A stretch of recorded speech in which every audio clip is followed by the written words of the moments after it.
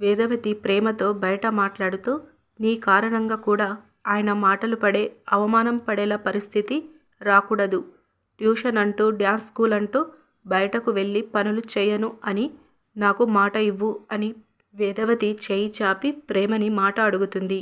వేదవతిని అలాగే డల్లుగా చూస్తూ వేదవతి చేతిలో చేయి వేసి ప్రేమ మాట ఇస్తుంది. ఇక వేదవతి సంతోషంతో ప్రేమని హగ్ చేసుకుంటుంది. ప్రేమ కూడా నవ్వుతూ ఉంటుంది. మరోవైపు ధీరజ్ కారులో నుంచి లగేజ్ తీస్తూ ఒక్కసారిగా కాలు మీద వేసుకుంటాడు. ఆ నొప్పిని లోపలే భరిస్తాడు. ఇక ఇంటికి వచ్చి ధీరజ్ పడుకుంటాడు. ప్రేమ ధీరజ్ దగ్గరికి వచ్చి బెడ్షీట్ ధీరజ్పై వేస్తూ ఉండగా ధీరజ్ కాలు చూస్తుంది. కాలు బొటనవేలికి రక్తం వస్తూ ఉంటుంది. ప్రేమ చాలా కంగారు పడుతూ బాధతో పరిగెత్తుకుంటూ లోపలికి వెళ్ళి బాక్స్ తీసుకొని వస్తుంది.